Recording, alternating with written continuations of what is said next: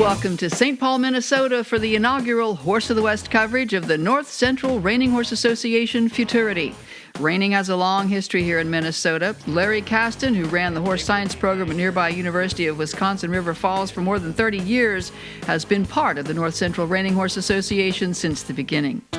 Originally, Bob McCutcheon started an organization called the North Central Working Horse Association.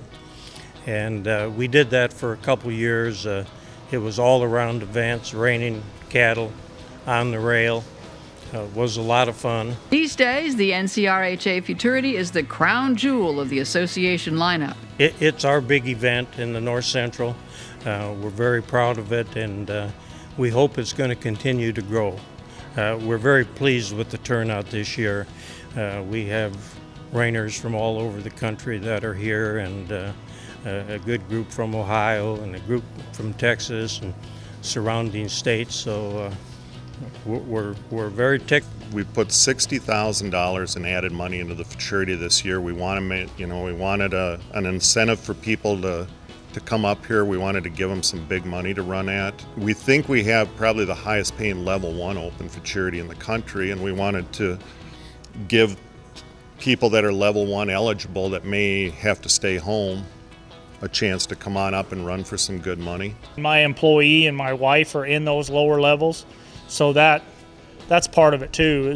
It was incentive for all of us to come and just have a relaxed horse show. We brought 4 horses. It's so hot in Texas right now and it's so nice here, so why not? It's a little extra driving, but everybody's so nice. I'm looking forward to coming back. Besides the added money, we also give 90% of the entry fees back to the payout too. So it's a pretty rich payout.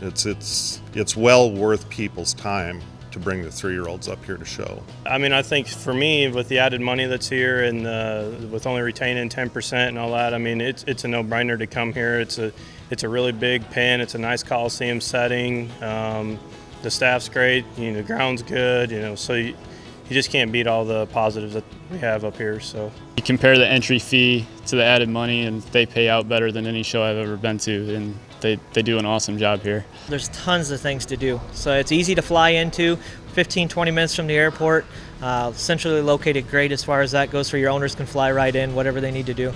Ground is good, judging's good, it's a well-organized event, and I mean, you got to mention the payouts too. I mean, they do so well with their Stallion auction that the payouts are great. So, as an exhibitor, there really isn't much more you can ask. The management at this show is phenomenal, and I trust if they say it's going to happen at 1 o'clock, it will happen at 1 o'clock, and you can set your watch by it. They do a great job. We're usually done by like 6:30 or 7, so you can ride a little bit and then have dinner and still get to bed early and get up the next morning. It's always fun. I get to come up here with my family, and the people that run the show is great. It's a fun show, nice and relaxing. It is nice to have a horse show that's more of a vacation, more of a fun time than it is a stressful time. sometimes we'll go to the Mall of America while we're here or something like that. It's just kind of a fun place to come, kind of like a mini vacation almost. Up first are the non-pros. In the NRHA, they can earn prize money, but they can't get paid to train, and they have to ride horses they or their families own. Futurities are for 3-year-old horses just beginning their reining careers. Our first horse up has never been to a show at all. In fact, this is Rough Style of Play by Not Rough at All, ridden by 2-time Cinch NRHA Futurity non-pro champion Jessie Asmussen of Maquoketa, Iowa. She's super quiet. She's such a nice mare, and she's really laid back. Like our little kids go in and play with her in the stall and ride her at home and stuff. And she's just a really quiet, laid back mare. That's probably her, and really good-minded. Jessie's only had this mare for about a month and a half, but they're obviously getting along great. They earn a 213 from the judges to get us rolling. She's never been anywhere, and she came here, and she was just like a seasoned old horse. She was almost quieter here than she is at home. Todd Bowman of Clark Range, Tennessee, is riding a homebred mare by Wimpy's Little Freckle named I'm a Fat Bottom Girl. My wife always wanted to name one that, and she got her yellow filly, so we had I'm a Fat Bottom Girl.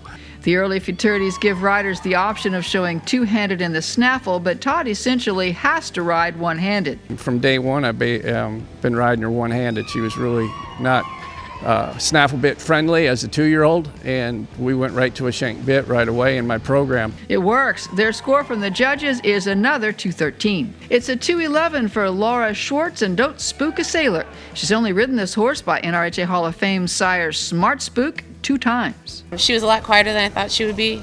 She really was honest through the middle, and she was great in her stops, so I was really happy with it. And it's another 211 for Jesse Asmussen and his second mount, Just a Jersey by Yellow Jersey. Yeah, this was his first time in the show pen, and he's handled everything really well up here and just went in there and showed well. The judges award a 210.5 to NRHA Hall of Fame member Charlie Wiederholt of Hastings, Minnesota, and this 3-year-old son of T.R. Smokin' Dooley. Charlie's first NRHA Futurity Championship was 28 years ago. He won Reserve Championship back in 2010, and he is still a consistent NRHA Futurity finalist. Charlie largely trains his own horses and says these 3-year-olds keep a rider guessing. Yes, and you fix one water leak and another one leaks out on these things. They'll keep you working it. It's a real challenge. To get these horses right. The challenge of it, I guess, is what I enjoy. Yeah. Jesse Asmussen and Rough Style of Play are still tied for the lead with Todd Bowman and Fat Bottom Girl at 213. So Kelsey Price, who drove all the way up to St. Paul from Pilot Point, Texas, with her husband, NRHA professional Cole Price, is going to need at least a 213.5 to win the championship. Kelsey is riding 7 on 7 by NRHA $1 Million sire Spook's Got a Whiz. She says the gelding she calls Benz is super consistent and super kind. He has an incredible brain. Sorry, he's so sweet. He's like the sweetest horse I've ever had. And I love him.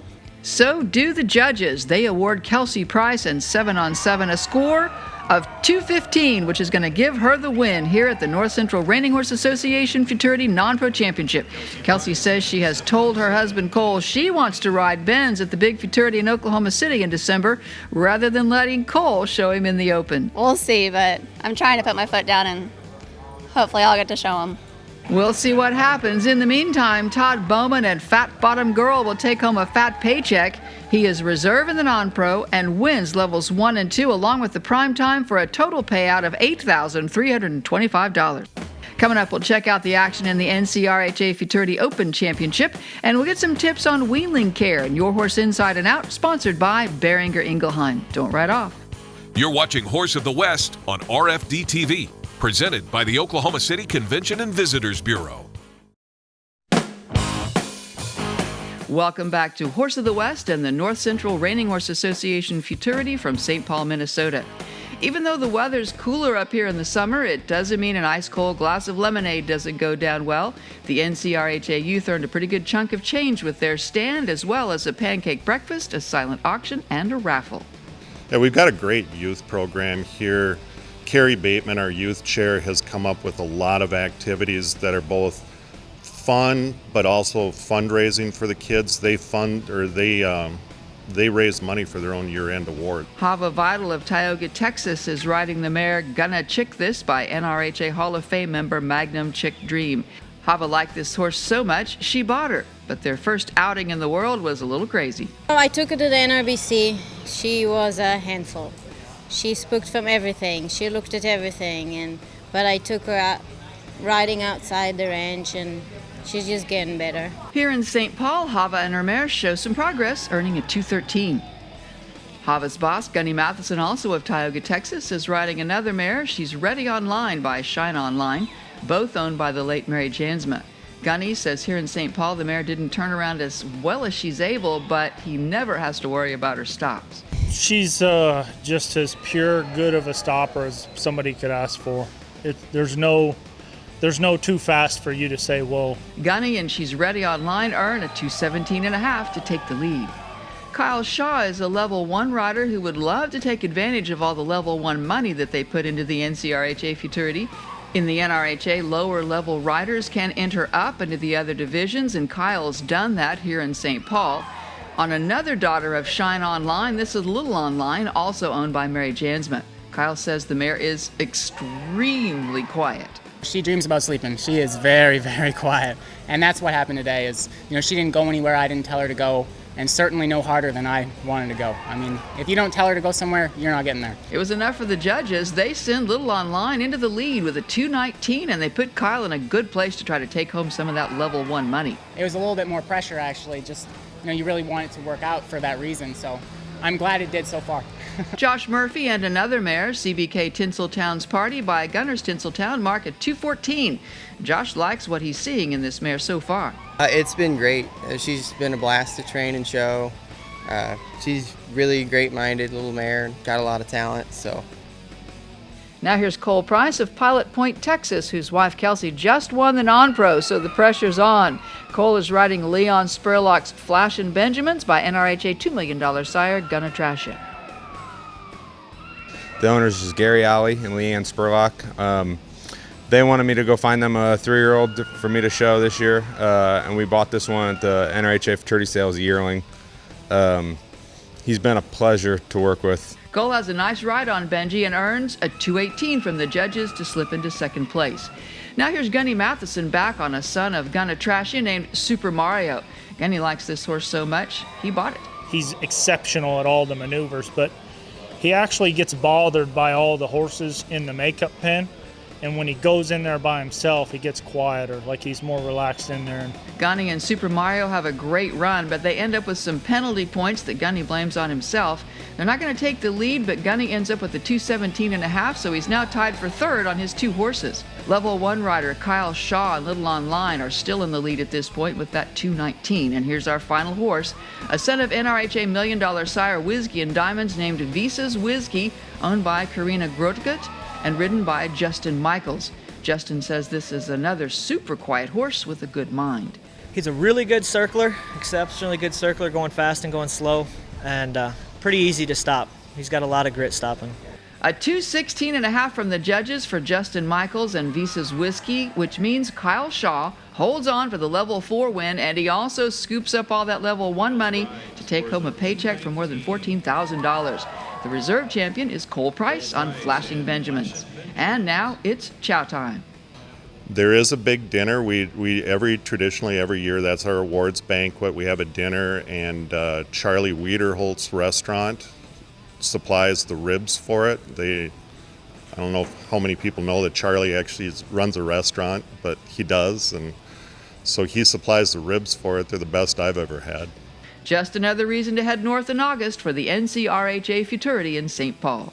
Still ahead, the Stallion auction that funds the NCRHA Futurity and this year's Top Sire Award. But when we come back, NRHA professional Jeff Caston will share a drill he uses to keep young horses freed up when they're running. Be right back.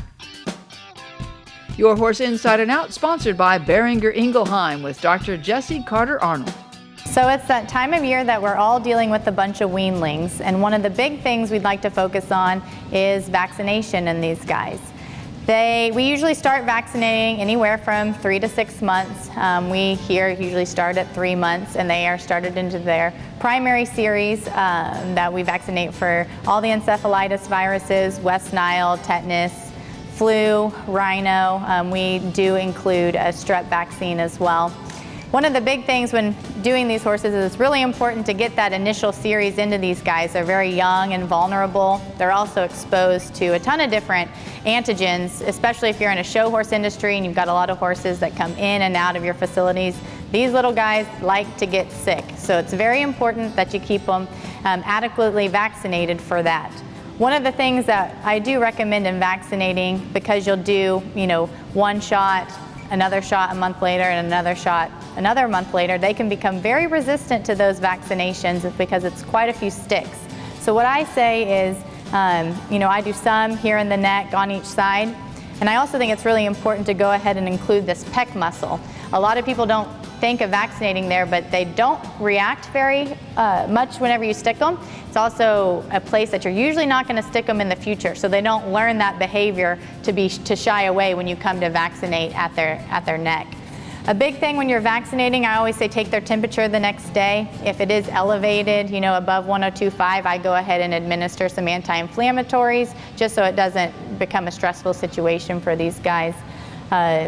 Other than checking their temperature, you do also during the vaccination period may want to do some blood draws just to get an assessment of what their health status is at that time. I am Jessie Arnold with your horse Inside and Out. Your Horse Inside and Out is sponsored by Behringer Ingelheim. Before making any decisions about your horse's health, be sure to contact your veterinarian. You're watching Horse of the West on RFD TV, presented by the Oklahoma City Convention and Visitors Bureau. From the Training Secrets Vault, here's Jeff Caston with the drill to keep young horses relaxed. Hello, my name's Jeff Caston from River Falls, Wisconsin. Today we're going to talk to you a little bit about a drill that I like to use to get my young horses freed up, running relaxed. So we'll give a brief description. I like to go around my track a time and a half slow, time and a half fast, time and a half slow, then send them down 3/4 of the way and ask them to stop. So this drill that we're going to show you is a drill that I like to use on my 3-year-olds when we're getting them ready for the futurities. It's a nice little drill that helps them learn how to run with speed, get relaxed, but yet they aren't worrying about going to the fence or getting stopped hard. So I can teach a horse how to become relaxed in that approach. So what we'll do, we'll go around here, we'll condense this up a little bit. So we'll do 1 lap slow, and then we'll do lap to a lap and a half with speed. I'm not gonna fret too much about my horse looking around here, because I'm going to use this drill as an area to gain his focus and kind of get him lined up in between my legs. So when I get ready to turn this corner, I'm going to turn off, go a couple of strides, and then I'll start the build process.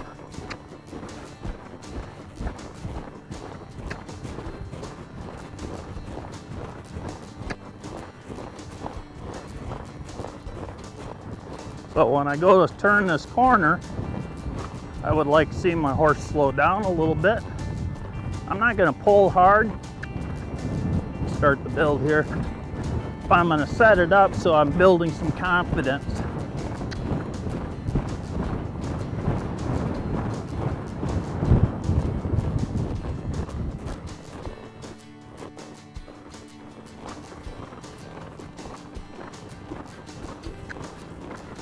So this will be the last time.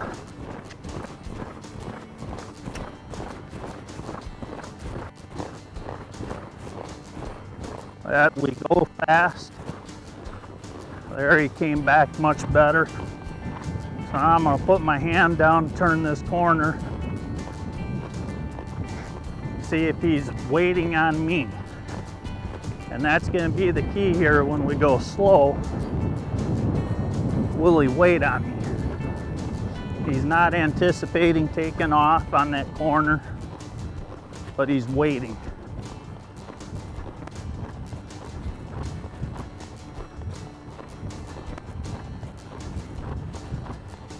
Sometimes I square him off.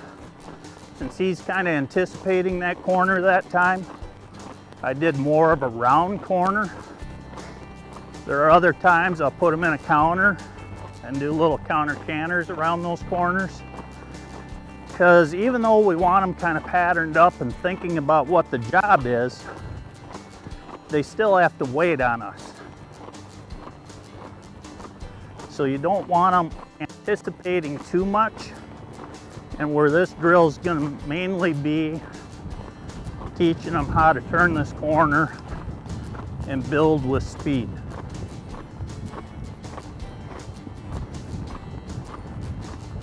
And by going a lap and a half slow like this, you're kind of teaching this horse how to decompress himself mentally. Because you're running them, you're trying to get him to run with speed. Sometimes horses will get concerned about that speed. So this horse is wanting to be pretty good about staying relaxed and comfortable. Now we'll turn this corner, square it off, start our approach, and we'll send them down here.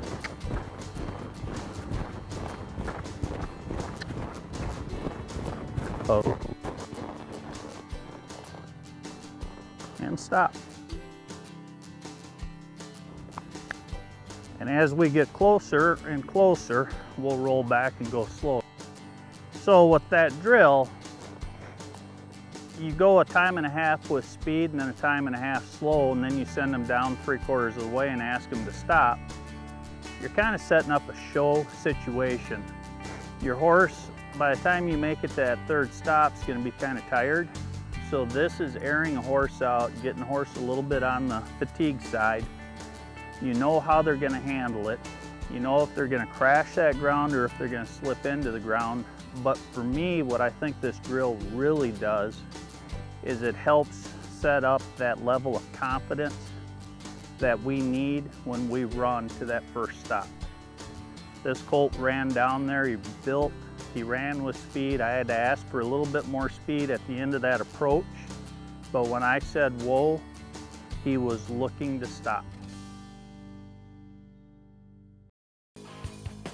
Welcome back to Horse of the West and the North Central Reining Horse Association Futurity in St. Paul, Minnesota.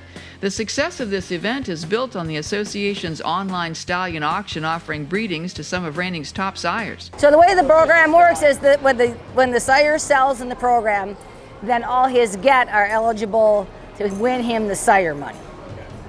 And the mare owner who breeds to the stud gets a free entry when that offspring is 3 years old.